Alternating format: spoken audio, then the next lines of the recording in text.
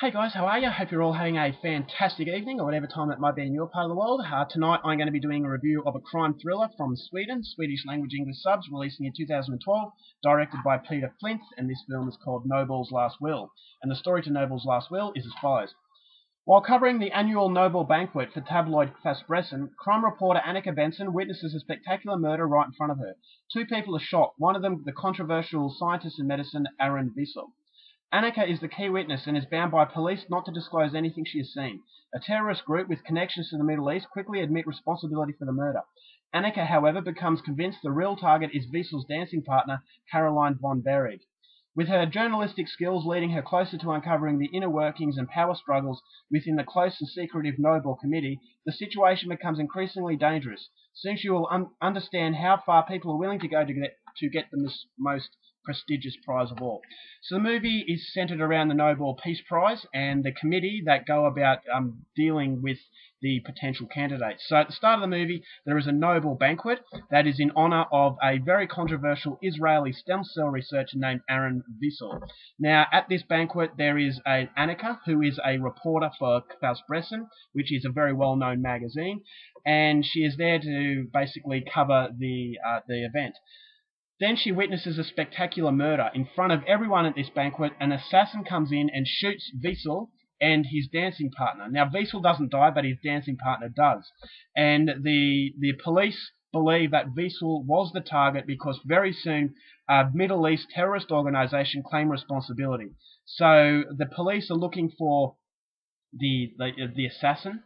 But Annika believes that the police have got it wrong, that in fact Wiesel wasn't the intended target because he survived.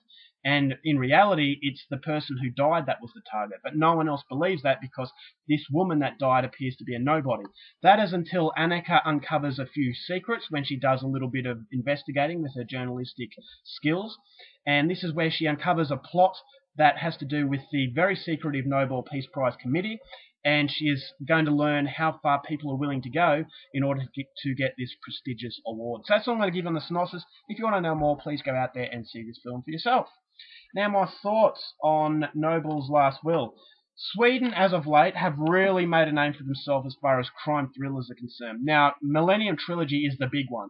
That trilogy is pretty much the only time I have seen a foreign film make it big over here in Australia as far as cinema is concerned. You don't get many foreign films that have made it as big as the Millennium Trilogy had. So it really set Sweden as a front runner as far as this sort of genre is concerned. So my biggest problem with that is the fact that films that have followed the Millennium Trilogy feel like they're cashing in off the name.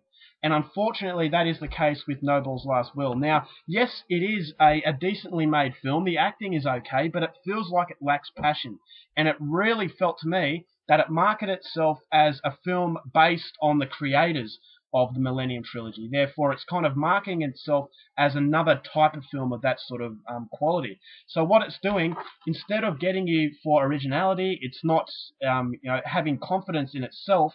So what it's doing on the back, it says, from the makers of The Girl with the Dragon Tattoo, The Girl Who Played with Fire, and The Girl Who Kicked the Hornet's Nest, based on the novel by Lisa Marklund, dubbed the new Swedish Queen of Crime, with over 13 million books sold. So it is based on a book, but all of this other stuff related to other films, such as Millennium Trilogy, takes center stage as far as marketing is concerned. So straight away, that was sounding alarm bells for me, in the fact that this is a movie that is cashing in off the success of films previous to it. So that was my biggest criticism of the film, and that's the reason why I laid off buying this for quite a while. But finally, when it became very cheap, I was hoping that it would set something a little bit different from the Millennium Trilogy. Sorry, I can't even speak tonight. But it would set itself apart from that. But unfortunately, it just doesn't. It feels like a television movie. And that was really disappointing because, yeah, they had the grounds to make a really interesting film. The Nobel Peace Prize, the Peace Committee. You don't associate that with something really bad. But in this film, they do that.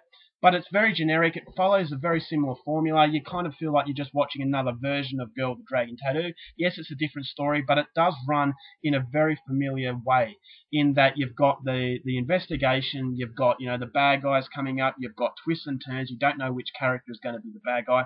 But although you don't really know who is the bad guy in this film, you know how it's going to unfold. And that right at the end you're going to get a twist, and you know somebody is going to admit to it, and that it's going to all unfold in a very familiar way. So that's the biggest problem with the film. It felt like it was nothing original. It just made this film, and it was going to say, yeah, we're going to capitalize off the success of the Millennium Trilogy, and we're going to hope that it's just going to get by on that. The acting was decent, but it just didn't feel like it had any depth. It wasn't, you know, it didn't have a it was very one-dimensional. It didn't feel like it had any three-dimensional sort of vibe to it. The storyline plods along. It doesn't really elevate itself. It's just one straight line throughout the entire length. There are some fairly good set pieces as far as thriller is concerned, but it's nothing to blow you out of the water. And in the end, after you've watched it, you feel like it should have been a movie made for late-time television. It just had that sort of quality to it. It really reminded me of The Girl Who Played with Fire and The Girl Who Kicked the Hornet's Nest, in that it feels like it's a television movie. Now, Girl with the Dragon Tattoo, if you've seen that trilogy, you'll see that The Girl with the Dragon Tattoo had a very different quality to the other two. And it was apparent that the other two films, they weren't expecting The Girl with the Dragon Tattoo to be a success, so they made the other two for television. But after the success of the first one, they decided to release all of them. But you can notice that difference. And this movie really felt like the last two in the Millennium Trilogy, in that it's kind of a lower quality. It feels like an episode of, you know, a crime show rather than a full-on feature film. So that was my biggest disappointment of it. It's nothing special.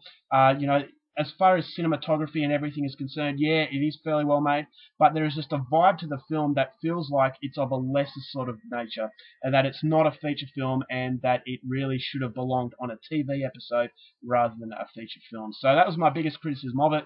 It was decent, but unfortunately it does feel like a case of cashing in off the big name of the Millennium Trilogy. So for that, I'm going to say definitely not coming recommended. So overall, I'm going to give this one 2.5 stars. It was well made, but unfortunately it just lacks that quality to make it very memorable. So 2.5 stars for Last Will. Yeah, it was a little bit disappointing, but yeah. So that's my review. I hope you enjoyed it. Till next time, keep watching movies, and I'll see you later.